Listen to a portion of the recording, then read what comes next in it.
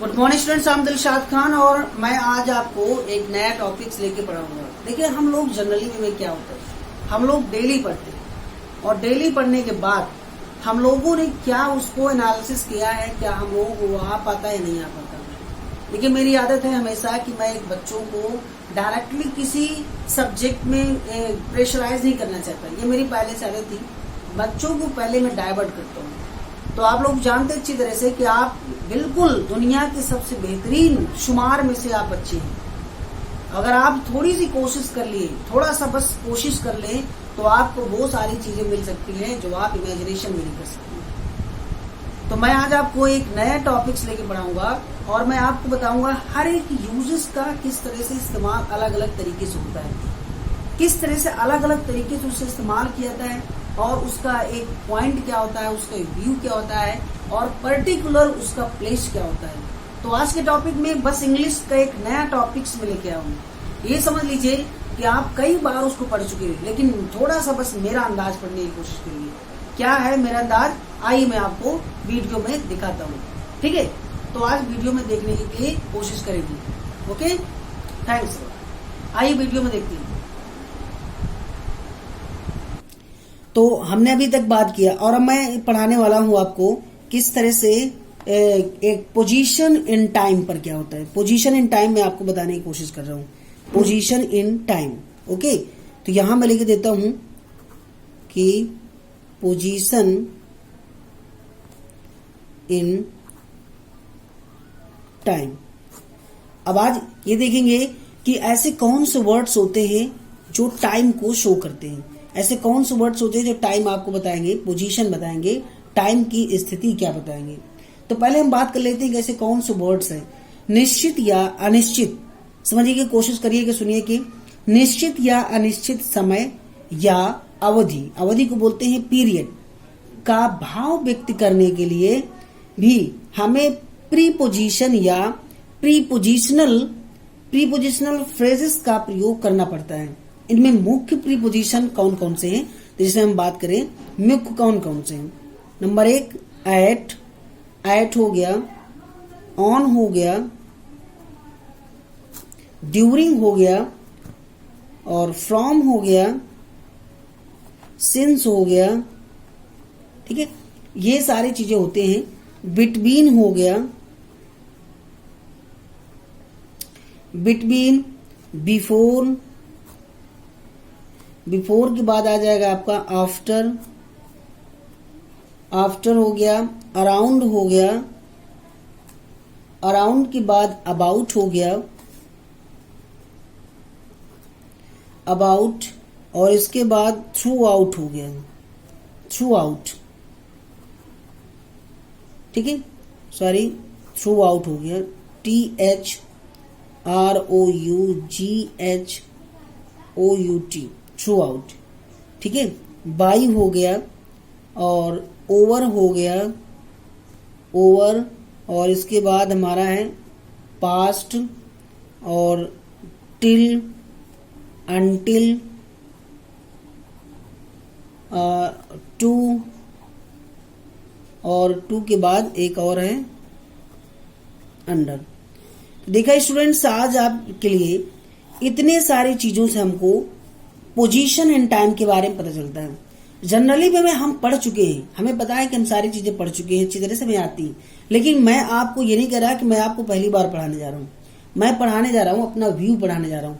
मैं आपको ये बताऊंगा कि इनका पर्टिकुलर इस्तेमाल कहाँ होता है और किस तरह से होता है। तो चलिए हम स्टार्ट करते हैं और एक मैं आपको नए टॉपिक से पढ़ा रहा हूँ, अबाउट। अब यहाँ लिखा है अबाउट। जर्नल में अबाउट का मतलब बारे होता है, लेकिन यहाँ प्री पोजिशन में हम पढ़ेंगे अबाउट का मतलब होगा लगभग। ठीक है, लगभग के अर्थ में। अब ये लगभग का मतलब क्या होता है, जैसे हम लोग कभी के बोल देते हैं कि लगभग 10 बजा होगा, लगभग 6 बजे होंगे, लगभग ये होगा। तो इस तरह से हम लोग बात करेंगे। तो आइए मैं कुछ एग्जाम्पल आपको बता देता हूं, उन एग्जाम्पल की मदद से हम लोग समझेंगे। ओके, तो एग्जाम्पल आपको बता रहा हूं। सो डियर स्टूडेंट्स, आपने देखा कि यहां पर लिखा है इट इज अबाउट 10 o'clock। तो इससे ये पता चलता है कि लगभग कितना बजा होगा, 10 बजा होगा। It is about 10 o'clock। एक बात याद रखना, क्योंकि मैं आगे जो बताने वाला हूं आपको कंफ्यूजन में कर देगा। यहाँ पर लिखा है कि लगभग 10 बजा होगा, तो इसका मतलब 10 से 1 मिनट आगे नहीं होगा, 10 से 1 मिनट आगे नहीं होगा, लगभग 10 के पहले ही होगा, 10 ही बजा होगा, लगभग 10 बजा होगा। It is about time to get up, यहाँ लिखा है it is about to time get up. अब यहाँ लिखा है ये समय जो है लगभग गेट अप मतलब आप जानते हैं उठने जगने का टाइम हो गया होगा। तो इस तरह से ये लगभग का टाइम बता रहा है। अबाउट यहाँ यूज हुआ है और इसके पहले वर्ब टू बी लगा है। वर्ब टू बी से हमें ये प्रेजेंट शो करता है और ये बताता है किसने टाइम हो गया होगा। आइए दूसरा बात करते हैं। तो दूसरी में हम बात करेंगे अराउंड, इसी से बिल्कुल रिलेटेड है, आपको पता चलेगा अराउंड।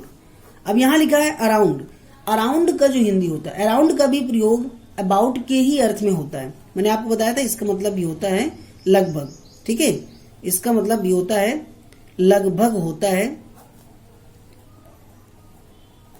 ठीक है।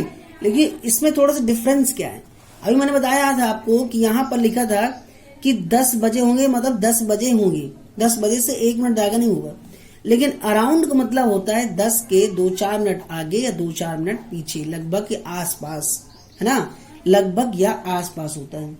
तो इसमें अगर बोल जाए कि अबाउट 6 o'clock, जैसे मैंने कह दिया कि अबाउट 6 o'clock, है ना, हम यहाँ लिख दिया अबाउट 6 o'clock, 6 o'clock लगभग 6 बजे होगा, मतलब 6 बजे के अंदर ही होगा। और अगर हम कह दें अबाउट ना लगा करके यहाँ पर लगा दें हम अराउंड 6 o'clock, मतलब ये हुआ कि 6 बज के 2-4 मिनट आगे और पीछे हो सकता है।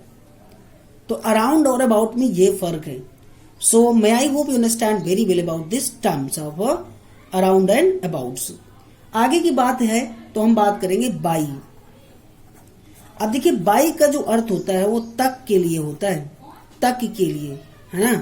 अब आप सोचेंगे कि सर तक के लिए कैसे होता है, और बाई का इस्तेमाल तो हम व्हीकल के लिए भी लगाते हैं, है ना।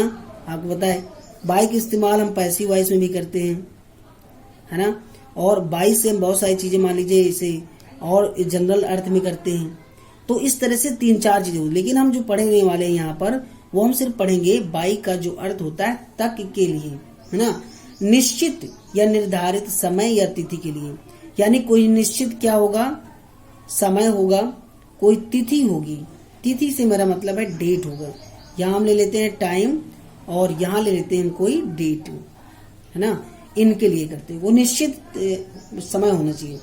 जैसे मैंने निश्चित टाइम दे दिया, he will return bye 10 o'clock, तो यहाँ पर मैंने क्या लिखा है कि he will return bye 10 o'clock, है ना, 10 o'clock। तो देखिए यहाँ पर ये लिखा है कि निश्चित समय क्या है, को 10 बजे तक वो लौट आएगा, मतलब इसका टाइम ये हुआ कि वो 10 बजे तक लौट आएगा। तो इस तरह से निश्चित बिल्कुल पॉइंट ऑफ व्यू बताया। So students, may I hope you understand the 2 and 3 terms I have teached only during the lot of words including here we will discuss today and tomorrow and next day the points.